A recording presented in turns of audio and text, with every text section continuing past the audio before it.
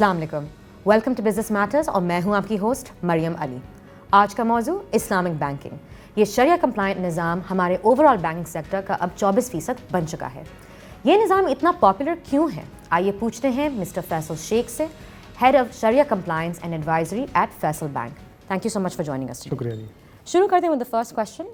आप Islamic banking की एक तारीखी जायज़ा दे सकते हैं, ये ग्लोबली इसकी कॉन्वर्सेशन कब शुरू हुई थी और ये पाकिस्तान में कब शुरू हुआ था? बिस्मिल्लाहिर्रहमानिर्रहीम। देखिए, ग्लोबली तो इस्लामिक बैंकिंग का जो, अगर आप बिल्कुल शुरू में चले जाते हैं तो हैदराबाद दक्कन में, इंडिया में एक मूवमेंट शुरू हुई थी कि हमें इस्लाम के उसूलों के मुताबिक बैंकिंग करनी है। लेकिन जो कब शुरू हुए? ये तकरीबन 1940s के आसपास कहीं ये काम हुआ, फिर कुछ इजिप्ट में काम हुआ। लेकिन जो एक्चुअली जो इस्लामिक बैंकिंग का ऐसे कमर्शियल बैंकिंग का आगाज़ होता है वो 1970s के अंदर यूएई में, दुबई में होता है। दुबई इस्लामिक बैंक का आगाज़ हुआ वहाँ पे 1975 में, और उसके बाद फिर आहिस्ता आहिस्ता जो फैसल बैंक का पेरेंट बैंक है, फैसल इस्लामिक बैंक, वो स्टार्ट हुआ लेट 70s के अंदर। और फिर ये मिडल ईस्ट में ही ये काम आहिस्ता आहिस्ता चलता चला गया, और फिर 80s में ये पाकिस्तान में इसका यूँ समझिए कि आना शुरू हुई। लेकिन 80s में जो सिस्टम हमारे पास आया वो उस तरीके से कामयाब नहीं हो सका। उसकी कुछ वजूहात थी। तो उसके बाद फिर ये हुआ कि जो अगर पाकिस्तान के अगर मैं बात करता हूँ तो जो हमारे यहाँ इस्लामिक बैंकिंग का आगाज़ होता है वो 2002 में होता है। जब तो वो 80s में कामयाब क्यों नहीं था? देखिए, 80s में हम जनरल ज़ारुक साहब का दौर था। उस दौर में जो है जनरल ज़ारुक साहब ने एक सर्कुलर किया कि कल से जो तमाम बैंक हैं वो इस्लामिक बैंकिंग करेंगे। लेकिन जो इसके लिए देखें, कोई भी सिस्टम को चलाने के लिए उसका इंफ्रास्ट्रक्चर होना बहुत ज़रूरी है। इंफ्रास्ट्रक्चर उसके ऊपर आप ये नहीं कर सकते कि किसी रोज़ अचानक से कोई काम स्टार्ट कर दें। आपको एक इनेबलिंग इंफ्रास्ट्रक्चर बनाना पड़ता है। अब इनेबलिंग इंफ्रास्ट्रक्चर से मेरा मुराद ये है कि लॉज भी हों और उसके साथ साथ जो लोग हों वो भी उसके लिए मुकम्मल तौर पे तैयार हों। लॉज मौजूद हैं मगर उसको समझने वाले लोग नहीं हैं, या उसको एग्जीक्यूट करने वाले लोग नहीं हैं, यानी कि उसकी जो प्रॉपर एक तरीके से इम्प्लीमेंटेशन करने वाले लोग नहीं हैं। तो वो वहाँ पे उस ज़माने में उतनी ट्रेनिंग भी नहीं थी, प्लस जो हमारे शरिया स्कॉलर्स थे उनको उस तरीके से इन्वॉल्व नहीं किया गया था। कि देखें, जो कन्वेंशनल बैंकिंग है वो ऑब्वियसली 300-400 साल से चल रही थी। इस्लामिक बैंकिंग का हमारा जो मुसलमानों का एक प्रॉब्लम ये हुआ कि हम 18वीं और 19वीं सदी में हम कॉलोनियलिज्म का शिकार हो गए। तो कॉलोनियलिज्म का जो सबसे बड़ा मसला होता है कि जो कॉलोनियल पावर होती है वो अपना निज़ाम दे देती है। तो कॉलोनियल पावर जो हम पे थी, चाहे वो यहाँ पे आपको पता है बड़े सगीर पाको हिंद में जो है वो ब्रिटिश निज़ाम था, इसी तरह कुछ जगहों में फ्रेंच थे, कुछ जगहों पे कुछ और लोग थे, तो वो उनका निज़ाम था जो कि यहाँ पे इम्प्लीमेंट हो गया। लेकिन आहिस्ता आहिस्ता जब मुसलमानों में बेदारी आई, उनको समझ आया कि देखें जी, जिस रिबा का जिक्र कुरान में आया वही रिबा है जो कि बैंकिंग में इस वक्त चल रहा है, या इकनॉमिक सिस्टम जिस पे चल रहा है, तो हमें इससे बचना चाहिए, क्योंकि इस पे बहुत ही सख्त वईदें कुरान पाक में बयान हुई हैं। तो उसके ऊपर जब काम शुरू हुआ तो ज़ाहिरी बात है कि जो कोई सिस्टम जो पिछले 250-300 साल से उस पर काम ज़्यादा ना हुआ हो तो उसके एक्सपर्ट्स कम होते हैं। तो वो एक्सपर्टीज़ भी कम थी और उसकी अवेयरनेस भी कम थी पब्लिक में, जो जनरल पब्लिक थे।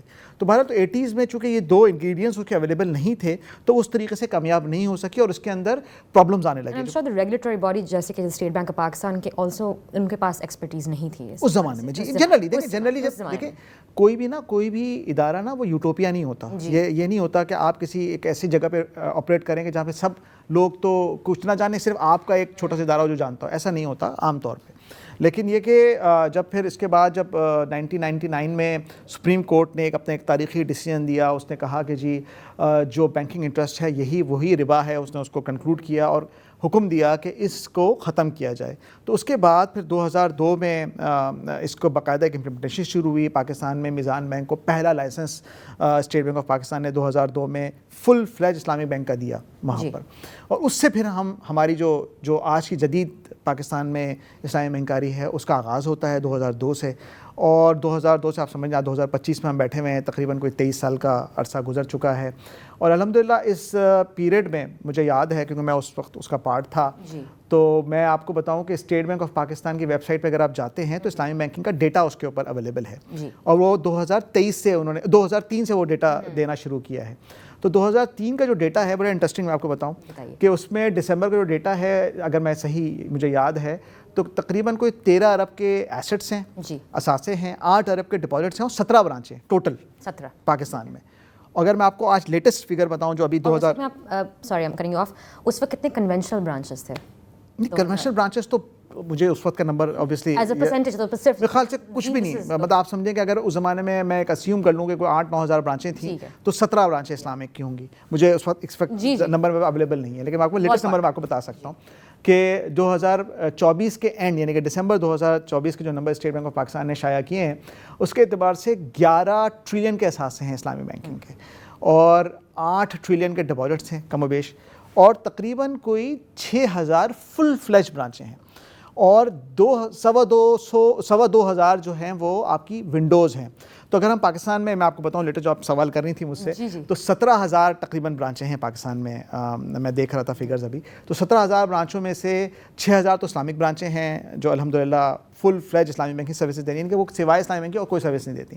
تو تقریباً یہ کوئی 35% بنتا ہے, 35% بنتا ہے.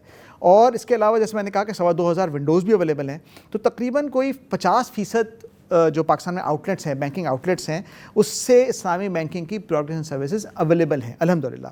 اگر آپ اس کی بات کرتے ہیں کہ یہ جو 11 ٹریلین میں نے آپ کو بتایا, اس کا جو ٹوٹل پاکستان میں بینکنگ کے جو ایسٹس ہیں اس میں کتنا پرسنٹیج ہے, وہ تقریباً کوئی 21% بنتا ہے. اور اگر آپ ڈپازٹ کے اعتبار سے دیکھتے ہیں جو 8 ٹریلین کا ڈپازٹس میں سے میں نے آپ کو بتایا وہ تقریباً کوئی 25% کے آس پاس بنتا ہے, 25% سے کچھ چھوٹا موٹا کم بنتا ہے.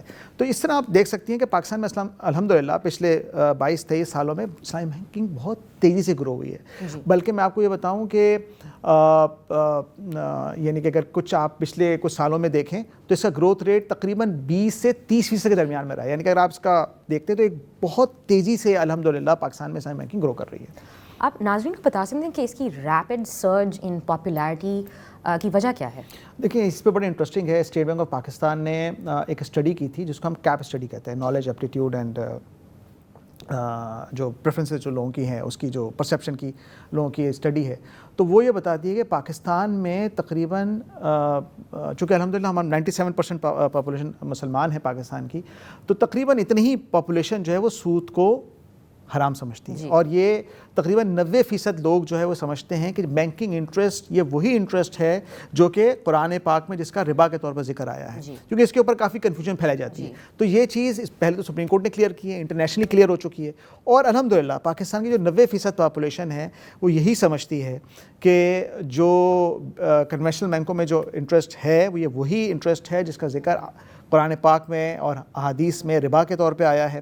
تو اسی وجہ سے پاکستان میں جو یعنی کہ اگر آپ پاکستان میں فائنینشیل جو ڈیپننگ ہے وہ بڑھانا چاہتے ہیں تو اس کے لیے بہت ضروری ہے کہ اسلامی بینکنگ کے گروتھ ہو. اس کے بغیر چونکہ عام لوگ کرنا ہی نہیں چاہتے, سود میں انوالو ہی نہیں ہونا چاہتے, تو اس کی وجہ سے اسلامک ہے یا ایک جنرل آپ کہہ سکتے ہیں, جیسے بریک سے پہلے ہم بات کر رہے تھے, ایک cultural disposition against banking and financing as a concept. دیکھیں وہ ایک الگ بات ہے. میں وہ آپ بتاتا ہوں کہ اس میں دو چیزیں الگ الگ سائملٹینیسلی چل رہی ہیں. ایک uniquely south Asian Pakistani problem ہے, ایک اسلامک پرابلم ہے. دیکھیں ایک تو جو گروتھ کی وجہ یہی ہے اور جو بینکنگ سے لوگ دور بھاگتے ہیں اس کی ایک جو بڑی وجہ وہ تو ربا ہی ہے کہ لوگ کہتے ہیں کہ جی اس میں جانا ہی حرام ہے, ہماری تو آمدنی حرام ہو جائے گی. تو یہ تو جنرلی لوگوں کی جس کو میں کہتا ہوں نا کہ بینکنگ میں نہیں آنے کی وجہ ہے. اور ایک اور جو میں آپ سے بریک سے پہلے جو میں آپ سے بات کر رہا تھا وہ ایک مسکنسیپشن ہے جو آپ مجھ سے اس پر پوچھ رہی تھی کہ اسلامی بینکنگ میں سب سے بڑا جو آپ کو ابھی بھی کیا سمجھتے ہیں کہ مسکنسیپشن لوگوں میں کیا ہے. تو مسکنسیپشن سب سے بڑا جس کو وہ یہ ہے کہ جو جنرلی ہماری کلچرل جو پرابلم ہے وہ یہ ہے کہ ہم پیسے کمانے کو جو ہے وہ کوئی بہت اچھا کام نہیں سمجھتے. حالانکہ آپ صلی اللہ علیہ وسلم نے یہ کہا کہ اپنے بچوں کے لیے حلال رزق کمانا یہ فرض عین ہے. مطلب یہ کہ اسلام نے ہمارے ہاں اس پہ بڑا بات ہوتی ہے کہ صدقہ بڑا دیتے ہیں ہم لوگ, یہ بہت اچھی بات ہے, صدقہ دینا بہت اچھی بات ہے, لیکن جہاں صدقہ دینا بہت اچھی بات ہے, صدقہ لینا کوئی پسندیدہ عمل نہیں ہے. تو یعنی کہ حلال کمانے کی بہت زیادہ اہمیت ہے. آپ کوئی یہ کہہ رہے کہ میں تو بہت عبادتیں کروں گا لیکن میں حلال نہیں کماؤں گا یا اپنے بچوں کو کسی سے مانگنے کے لیے چھوڑ دوں گا, تو یہ بہت غلط بات ہے. اس کو سخت ناپسند کیا گیا, فرض عین قرار دیا گیا. تو ایک طرف تو یہ بات ہے کہ ہمارے ہاں نا اس چیز پہ اتنی توجہ نہیں ہے. دوسرا جو پرابلم ہے وہ یہ ہے کہ ہمارے ہاں یہ سمجھا جاتا ہے کہ زیادہ پیسہ کمانا کوئی بری بات ہے. حالانکہ اگر آپ حلال طریقے سے محنت کر بغیر کسی اور حق کو کسی کے مارے ہوئے, یعنی کہ آپ یہ کریں کہ آپ پیسہ کمانے کے چکر میں آپ نے جو ہے وہ حلال تو آپ کما رہے ہیں لیکن آپ کو نماز کا بھی وقت نہیں مل رہا, آپ کو جو ہے نا اپنے باقی جو حقوق ادا کرنے کا موقع نہیں مل رہا, فیملی کے لیے موقع نہیں مل رہا, تو یہ کوئی پسندیدہ عمل نہیں ہے. لیکن اگر آپ وہ سب کچھ کرتے ہوئے اگر آپ اپنی ایسی کیپیبلٹیز ڈیولپ کر سکتے ہیں, اگر آپ کوئی جیسے آج کل کے زمانے میں اگر آپ ایک اچھے انٹرپرینر ہیں یا آپ ایک ٹیکنالوجی سائٹ پہ جیسے اگر آپ ایک کوئی اچھے آپ کی کوئی اسکل ہے ایسی جس کی دنیا میں بڑی ڈیمانڈ ہے, جس کے اچھے پیسے ملتے ہیں, تو اگر آپ وہ ایکوائر کرتے ہیں اور اس کو یوز کرتے ہیں اپنے اچھے مناسب رقم کمانے کے لیے, اور اس رقم کو پھر آپ شرعی طریقے سے انویسٹ بھی کرتے ہیں اور اس پہ زکوٰۃ وغیرہ کے جو احکامات ہیں اس کو بھی پورا کرتے ہیں, تو یہ بہت اچھی بات ہے. تو آپ کا کہنا ہے کہ یہ Islamic banking is a way to solve for this cultural aversion? جی بالکل. دیکھیں میں یہی عرض کروں گا کہ ہمارے یہاں چونکہ ہوتا تھا کہ جی میں اگر پیسے کما لیے تو میں رکھ تو سکتا نہیں, وہ جو کراؤں گا وہ سود ہوگا, حرام ہوگا, تو وہ تو میں یوز ہی نہیں کر سکتا, بہتر ہے کہ خرچ کر دوں. تو یہ اچھی چیز ہے کہ سیونگ کلچر کو بھی پروموٹ کرے گی. جب آپ میرے پاس اگر آپ اسلامی بینک میں پیسے رکھاتے ہیں اب تو آپ اگر جائیں اسلامی بینکنگ انڈسٹری آف پاکستان کی فیس بک پیج پہ آپ جائیں تو وہاں پہ تمام مکاتب فکر کے بڑے علماء کرام کا فتویٰ موجود ہے کہ آپ اسلامی بینکنگ میں پیسے رکھ کر اپنی سیونگ کو رکھ کر اس پہ آپ حلال نفع کما سکتے ہیں. اوبویسلی جو ہم ایک نظام میں اس وقت رہ رہے ہیں, دا وے اکانومیز ورک از دیٹ آپ فائنانسنگ لیتے ہیں so that you can create additional wealth. Obviously جو اسلامک بینکنگ میں یہ ہے کہ وہ انٹرسٹ از حرام. So then explain to me and explain to ناظرین کہ how does Islamic financing work؟ دیکھیں بڑا اچھا آپ نے سوال کیا. اس کے لیے میں آپ کو بتاؤں کہ میں آپ کو پھر چونکہ اوبیسلی ہم لوگ جو کچھ بھی ڈرائیو کر رہے ہوتے ہیں وہ قرآن حدیث سے ڈرائیو کر رہے ہوتے ہیں, تو اللہ تعالیٰ نے قرآن پاک میں بڑا ایک پرنسپل دے دیا آپ کو کہ اللہ تعالیٰ نے ربا کو حرام کر دیا, لیکن اس سے پہلے ایک اور چیز فرمائی کہ اللہ تعالیٰ نے تجارت کو حلال کر دیا, پھر کہا کہ ربا کو حرام کر دیا, یعنی کہ پہلے آپ کو آلٹرنیٹ دیا ہے اور پھر کہا کہ یہ نہیں کر سکتے. تو ٹرانزیکشن کو حلال کر دیا. اب ٹرانزیکشن کے دو براڈ کیٹیگریز ہیں. ایک کیٹیگری تو ہے آپ کی ٹریڈنگ, کہ آپ کوئی چیز خریدیں کوئی چیز بیچیں, وہ ٹریڈنگ ہے, اور دوسری ہے partnership, profit and loss sharing. تو یہ دو براڈ کیٹیگریز ہیں. تو اس میں جو اسلامی بینک کام کرتے ہیں یہ دونوں طریقوں سے کام کرتے ہیں. ہمارے پاس کسٹمر آتا ہے, جب وہ کسی کنونشن کے پاس جاتا ہے اسے کہتا ہے مجھے پیسہ چاہیے, لون چاہیے, قرض چاہیے. تو قرض جو ہے فرمایا کہ قرض پہ کسی قسم کا آپ اگر کچھ کمائیں تو وہ انٹرسٹ ہو جاتا ہے, وہ حرام ہے. تو ہمارے پاس ایک فار ایگزامپل میں آپ کو ایگزامپل دیتا ہوں, پاکستان میں سب سے بڑا ٹیکسٹائل سیکٹر ہے. تو ٹیکسٹائل جو ملیں ہیں جب کاٹن کا سیزن آتا ہے تو کاٹن خریدتی ہیں. وہ چاہتی ہیں کہ اس وقت چونکہ آپ کو پتہ ہے کہ کاٹن تھوڑی سستی ہوتی ہے تو وہ چاہتی ہیں کاٹن لے کے اس کو رکھ لیں تاکہ اپنے یہاں اس کو استعمال کر سکیں. تو ہمارے پاس جب وہ آئے گا وہ پیسہ ہم کہتے ہیں پیسہ نہیں دیتے. آپ کو کیوں چاہیے پیسے؟ تو ظاہری بات ہے کوئی بھی جو بزنس ہوتا ہے اس کو کوئی نہ کوئی بزنس کرنے کے لیے چاہیے ہوتا ہے. تو وہاں پر ہم یا تو ہم اس کو کاٹن کو ہم خود خرید لیتے ہیں, ہم کہتے ہیں کہ جی آپ کو کاٹن چاہیے, آپ یہ کاٹن ہم نے خود کیش پہ خرید لی. کیش پہ آپ کو پتہ ہے کہ وہ تھوڑی سی آپ کو ریلیٹیولی سستی مل جاتی ہے. اور اس کے بعد جب آپ اس کو سیل کرتے ہیں تو جو آپ ٹیکسٹائل مل ہوتی ہے اوبیسلی وہ اسی وقت پیسے نہیں دے سکتی, وہ اس کو یوز کرے گی, اس کو ایگزامپل ہے کہ اس کا یارن بنائے گی, یارن کو پھر اس کا کوئی گارمنٹ بنا کے پھر اس کو ایکسپورٹ کرے گی, اور اس کام میں اس کو 6-8 مہینے لگ جائیں گے. تو ہم اس سے یہ کہتے ہیں کہ جی ہم آپ کو سیل کر رہے ہیں, اور آپ کو یہ جو کاٹن جو ہم نے 100 روپے کی لی ہے ہم نے آپ کو سے 110 روپے کی سیل کر دی. تو 110 روپے کی جو آپ کو سیل کی ہے, اب آپ اس کی جو مجھے پرائس ہے وہ آپ 8 مہینے کے بعد یا 6 مہینے کے بعد جو بھی ہمارے ٹرمز اس کے ساتھ طے ہوتے ہیں تو ہم آپ کو اس کو سیل کر رہے ہیں, اس کو آپ ڈیفرڈ پہ اس کو آپ ہمیں پے کر دیجیے گا. تو اس کا فائدہ یہ ہو جاتا ہے, اس کو کاٹن مل جاتی ہے, اس کا جو کام ہے وہ چل جاتا ہے, اور کام چلنے کے بعد اس کو ایکسپورٹ کرنے کے بعد جو اس کو جو جس پرائس پہ اس کو ایکسپورٹ کرتا ہے اس کو جو پیسے آتے ہیں اس سے وہ ہمیں پیمنٹ کر دیتا ہے. تو یہ پرائس ہو گئی, یہ ٹریڈنگ ہو گئی, ایک طریقہ یہ ہو گیا. ایک اور طریقہ جیسے میں نے کہا پارٹنرشپ ہے. پارٹنرشپ میں ہم اس کو یہ کہتے ہیں کہ جی ہم آپ کو پیسہ دے رہے ہیں, ٹھیک ہے نا, اس سے آپ بزنس کریں, جو پروفٹ آئے گا اس کو ہم اس ریشو کے اعتبار سے اس کو ڈیوائڈ کر لیں گے. تو وہاں پر ایک اور یہ کام بھی ہوتا ہے. یہ تو میں نے آپ کو 2 موٹے موٹے کام بتائے, اس کے علاوہ بھی کام ہو جاتے ہیں. مثال کے طور پہ ہماری ایک پروڈکٹ ہے استثنا کے اندر ہم مینوفیکچرنگ پروسیس میں چلے جاتے ہیں. ہم اس کو کہتے ہیں کہ ہم آپ کو آرڈر کر رہے ہیں, آپ ہمارے لیے یہ چیز بنا دیں. جب وہ چیز بن جاتی ہے اس کو سیل کرتے ہیں, سیل کرنے کے بعد جو پروفٹ آتا ہے اس میں سے ہم اپنی ایک پورشن رکھ کے پھر اس کو دے دیتے ہیں. تو جو میں پرسنل فائنانس سے بات کروں, let's say I come to you ایسے مجھے کار لون چاہیے, ہاؤ وڈ دیٹ ورک؟ دیکھیں کار لون کا بڑا انٹرسٹنگ ہے. اگین ہم جیسے میں نے کہا ہم لون تو کرتے ہی نہیں ہیں. تو اگر آپ جو گاڑی چاہیے ہم کے پاس گاڑی آتی ہے, ایگزامپل ہے میں آپ کو کہ اگر ایک گاڑی ہے سے ایگزامپل ہے پاکستان میں آج کل گاڑیاں بڑی مہنگی ہو گئی, لیکن چلیں ہم ایسیوم کر لیتے ہیں کہ 50 لاکھ روپے کی گاڑی ہے. کسٹمر کہہ رہا ہے میں 25 لاکھ میرے پاس ہیں, 25 لاکھ اگر آپ دیتے ہیں, کوئی گاڑی کوئی بھی XYZ گاڑی ہے, تو ہم یہ کرتے ہیں کہ گاڑی اس نے 25 دیے, 25 ہم نے دیے, 50 پورے ہو گئے. تو گاڑی کی ہم نے سے کمپنی کو پیمنٹ کی, گاڑی جب آ گئی تو یہ 50% ہم دونوں کی اونرشپ میں, 50% میری ہے, 50% اس کی ہے. گاڑی پوری وہ چلا رہا ہے تو وہ ہمیں ہمارے حصے کا رینٹ پے کرے, ہم پہلے سے اس کا رینٹ طے کر لیتے ہیں کہ آپ ہمیں رینٹ دیں گے. تو گاڑی ایک طریقے سے رینٹل پہ چلی گئی اس کے پاس, اس نے رینٹ دینا شروع کیا, اور سلولی اینڈ گریجولی وہ ہم سے ایگری کر لیتا ہے کہ میں آپ کا حصہ پرچیز کرتا چلا جاؤں گا. تو پہلے سال کے بعد جب 50% ہم نے زیرو پہ جب اسٹارٹ کیا تھا 50%, پہلے سال کے بعد اس نے مزید 10% گاڑی خرید لی. اب 60% گاڑی اس کی ہو گئی, 40% یا 40% میری ہو گئی, تو میرا رینٹ اسی حساب سے کم ہو جائے گا کیونکہ اب 40% میری ہو گئی. پھر اسی طرح سے آہستہ آہستہ آپ سے جو بھی پیریڈ ہے, 3 سال کا, 4 سال کا, 5 سال کا, جو بھی ایگریڈ پیریڈ ہے, اس میں وہ آہستہ آہستہ پوری گاڑی پرچیز کر لیتا ہے. اچھا, اس لوگ پوچھتے ہیں اس سے فرق کیا پڑتا ہے کنونشنل لون میں اور اسلامک فائنینسنگ میں. تو سب سے پہلے ایک بات کو سمجھ لیجئے کہ لوگ سمجھتے ہیں کہ اسلام جب ہوتا ہے جب سستی ہوتی ہے کوئی چیز. دنیا میں ہمیشہ یاد رکھیں کہ مارکیٹ میں پرائسنگ جو ہوتی ہے وہ مارکیٹ بیس پرائسنگ ہوتی ہے. عام طور پہ آپ جب کوئی چیز ایسی چیز ہے جو کہ ریڈیلی بہت ساری آؤٹ لیٹس اویلیبل ہو رہی ہو, آپ ایگزامپل ہے آپ کوئی بھی کپڑا لینے چلے جاتے ہیں, ایک طارق روڈ چلے جاتے ہیں, آپ کہیں بھی آپ چلے, تو اگر آؤٹ لیٹس ڈفرینٹ بنے ہوئے ہیں تو آؤٹ لیٹس میں پرائسنگ میں بہت زیادہ فرق نہیں ہوگا, مارکیٹ بیس پرائسنگ چل رہی ہوگی. ہاں, اگر آپ جیسے ہم کراچی کی بات کرتے ہیں تو بہادرآباد میں ایک پرائسنگ چل رہی ہوگی, لیکن اگر آپ وہی پرائسنگ بھوری بازار چلے جائیں گے تو وہاں پہ ذرا سا ڈفرینٹ پرائسنگ ہوگی, وہاں کی پرائسنگ الگ ہو رہی ہوگی. تو پوائنٹ میرا صرف اتنا سا ہے کہ اسلامی بینک سے جب آپ گاڑی لیتے ہیں تو شاید آپ کو کوئی بہت زیادہ سستی مہنگی نہیں پڑتی, پرائسنگ ایک جیسی ہوتی ہے کیونکہ ظاہری بات ہے کہ ہم اسی مارکیٹ میں کام کریں. ہاں, اب فرق کیا پڑا؟ فرق یہ پڑا کہ جب گاڑی ہم دونوں کی ہے اور گاڑی کو کوئی ایسا نقصان پہنچ جاتا ہے جو اس کی کوئی غلطی نہیں ہے, تو اسلامک بینک اپنی اونرشپ ریشو کے اعتبار سے نقصان برداشت کرے گا.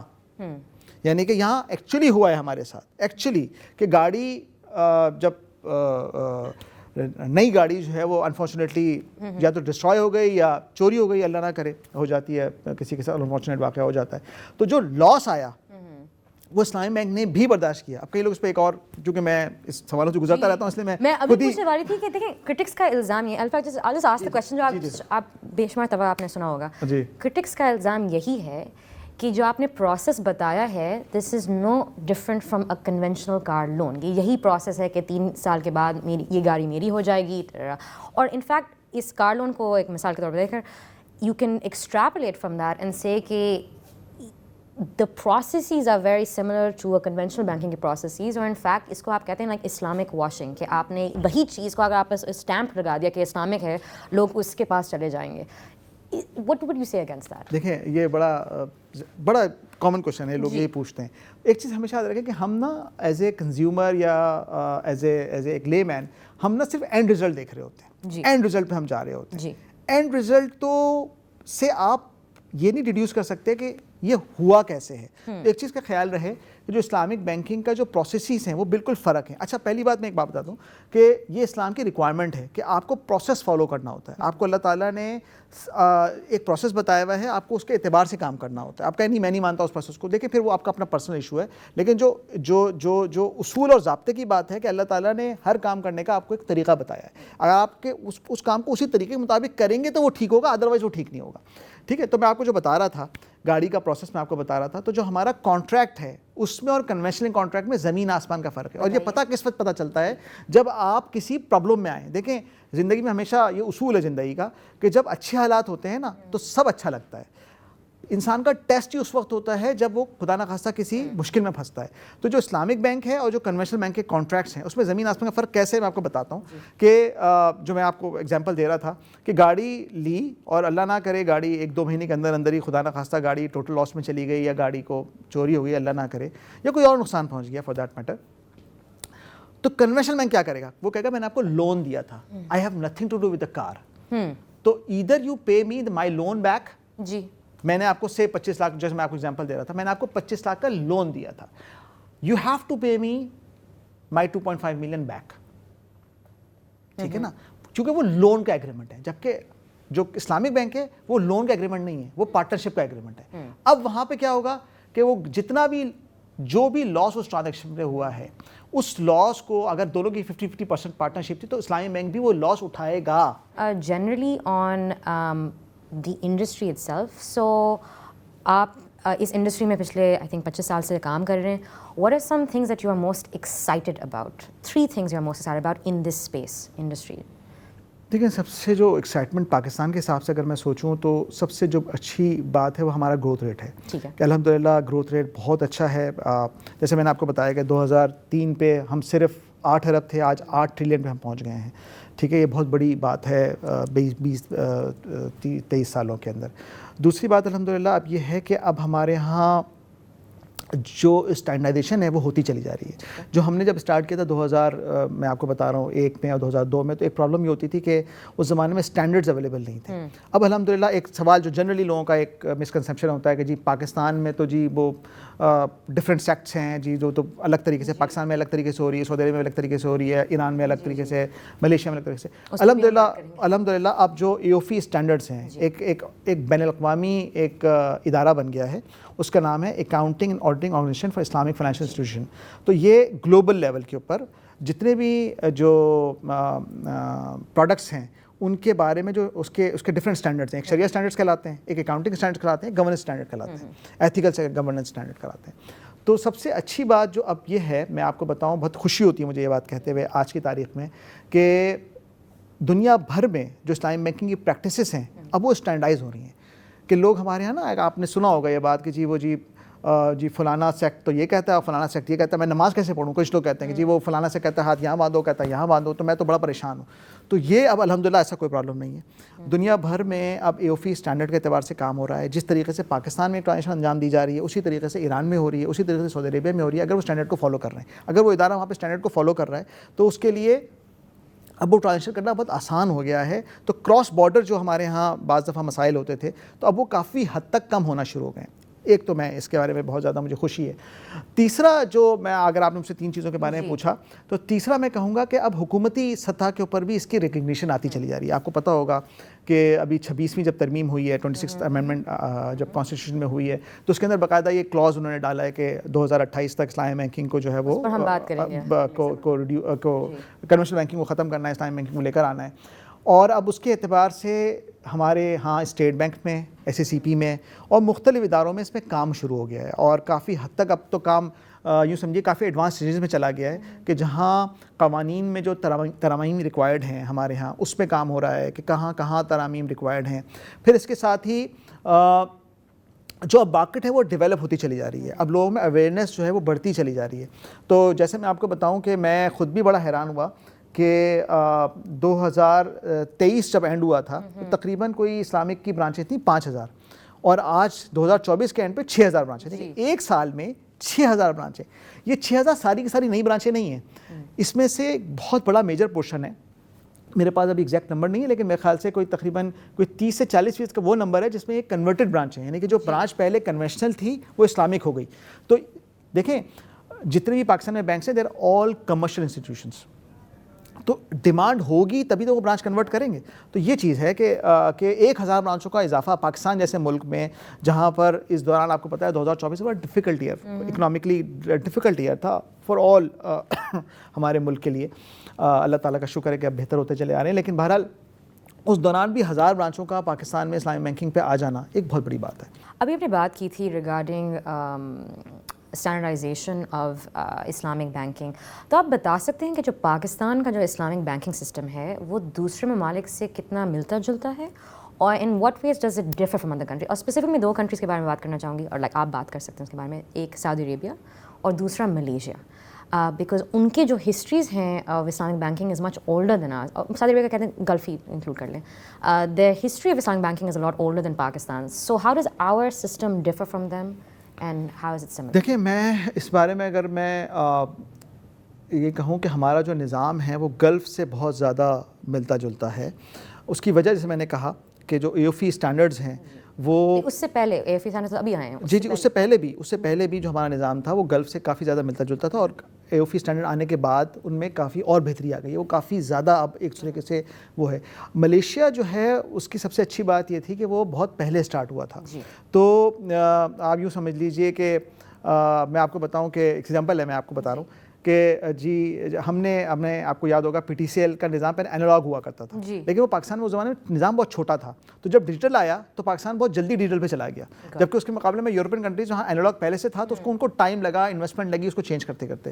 تو ملیشیا چونکہ ایک پہلے سے ایک نظام پہ گیا ہوا تھا تو اس کو اس واپس آتے ہوئے اس کے اوپر اسٹینڈرڈس پہ واپس آتے آتے تھوڑا سا ٹائم لگ رہا ہے. تو لیکن بہرحال وہ بھی اب کافی تیزی سے اس کو اپنا چینج پہ لے کر آ رہے ہیں, فی اسٹینڈرڈ کے اعتبار سے لے کر آ رہے ہیں. لیکن جیسے اگر آپ کے سوال کا اگر جو جواب وہ یہی ہے کہ ہم جو زیادہ ملتے ہوئے ہیں وہ گلف کے نظام سے ملتے جلتے ہیں. لیکن ملیشیا کی یہ ایک بہترین بات نہیں تھی کہ ان کا جو سکوک مارکیٹ ہے is also the most developed in terms of Islamic banking. جی میں نے عرض کیا نا کہ چونکہ وہ لوگ پہلے سے اسٹارٹ ہوتے ہیں وہاں کے مارکیٹ زیادہ ڈیولپڈ ہے.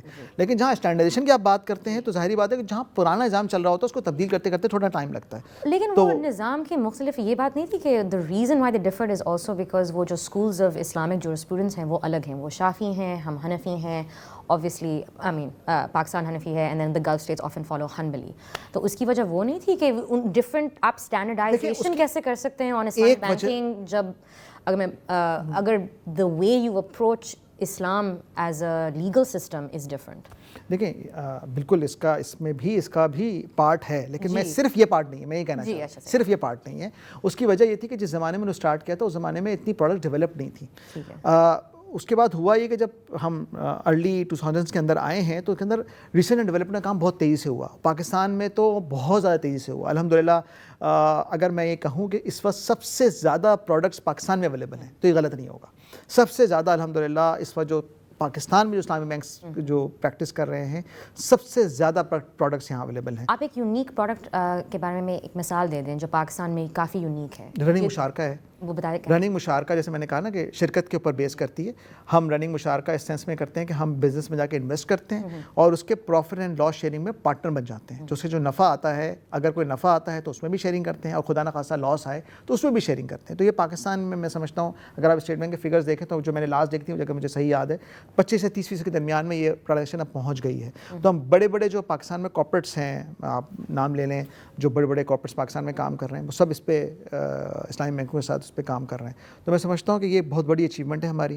اسی طرح سے جو ہمارے ہاں اسٹیٹ بینک آف پاکستان ہے وہ بہت زیادہ پرو ایکٹیو رول ادا کر رہا ہے. اور میں آپ کو بتاؤں فیصل بینک, میں فیصل بینک سے وابستہ ہوں, تو فیصل بینک میں یہ پاکستان میں ایک کنونشنل بینک تھا جو کہ فل فلیج انٹو اسلامی بینک میں کنورٹ ہو گیا. یہ دنیا کی سب سے بڑی کنورژن اس کو جو ہے وہ قرار دیا جا رہا ہے کہ 200 برانچوں کا بینک دنیا میں کبھی بھی جو ہے نا وہ کنورٹ نہیں ہوا. اور ساتھ ہی اب فیصل بینک کی تقریباً کوئی 800 برانچیں ہیں, 800 سے بھی اوپر برانچیں ہیں. تو یہ کہنا چاہیے کہ اسٹیٹ بینک آف پاکستان کا اس میں بہت اہم رول ہے کہ اس کو فیسیلیٹیٹ کر رہا ہے کہ جس پاکستان میں جو کنورژن ہو رہی ہے اس کو فیسیلیٹیٹ کر رہا ہے. جیسے میں نے آپ کو ابھی بتایا کہ برانچیں بھی کنورٹ ہو رہی ہیں, بہت سارے بینکس اپنی برانچوں کو کنورٹ کر رہے ہیں, تو اس کو بھی اسٹیٹ بینک آف پاکستان بہت تیزی کے ساتھ سپورٹ بھی کر رہا ہے, اپنے لاس کو امینڈ بھی کر رہا ہے. اور اسٹیٹ بینک آف پاکستان کی اب جو بھی اسکیم آتی ہے اس کا اسلامک ورژن ضرور ساتھ میں آتا ہے.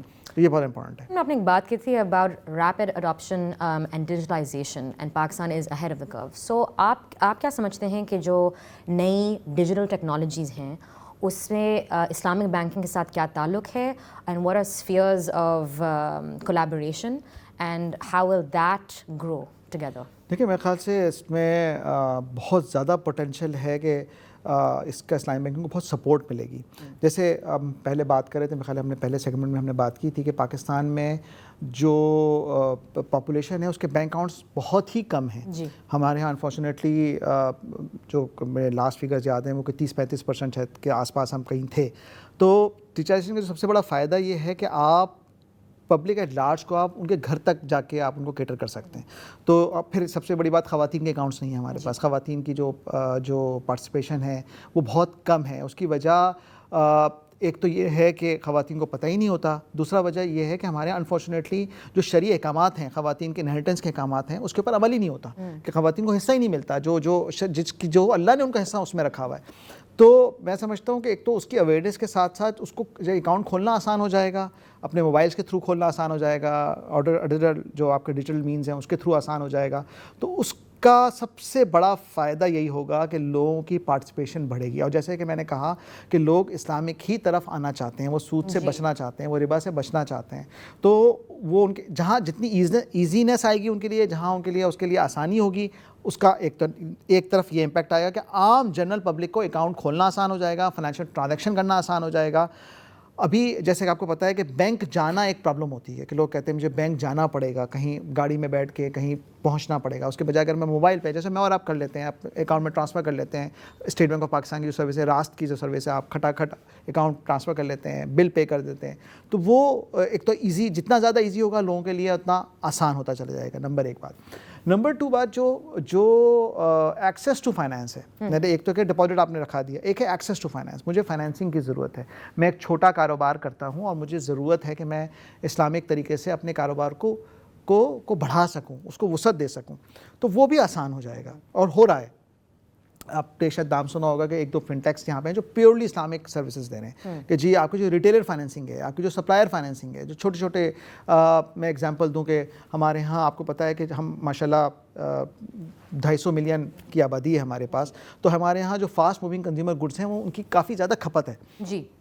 تو یہ جو کھپت ہے اس کے جو یعنی کہ جو اس کی ریلیشن شپ ہے between the manufacturer, between the dealer, between the retailer, یہ جو پوری چین ہے اس کے اندر ہم فنٹیک کے تھرو بہت اچھی طریقے سے اسلامک فائنینسنگ کر سکتے ہیں اور جو اسلامک فائنینسنگ کے اصول ہیں اس کو فالو کر سکتے ہیں, تو یہ بہت امپورٹنٹ ہے.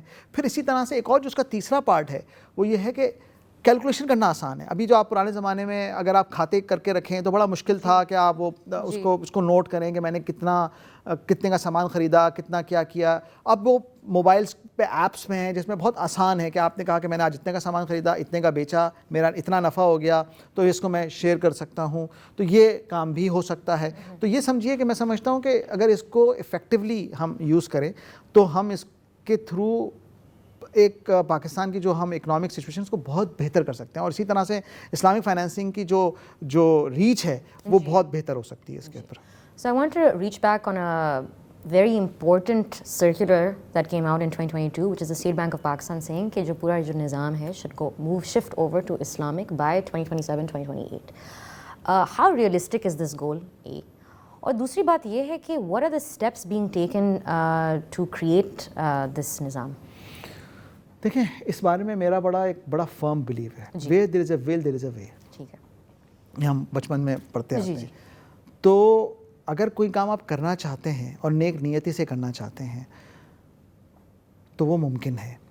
ہاں یہ ہے کہ ہمیں ریئلسٹک ہونے کی ضرورت ہوتی ہے کہ جہاں ہمیں یعنی کہ جو ہمارے شریعہ اسکالرز ہیں جو اسلامی بینکنگ سے وابستہ ہیں, یہ کوئی یوں سمجھے کہ بہت ہی اعلیٰ تعلیم یافتہ MBAs بھی ہیں, ان کے پاس مفتی کی ڈگری بھی ہے پلس MBAs بھی ہیں, تو یہ سمجھتے ہیں, ایسا نہیں ہے کہ وہ نہیں پتہ.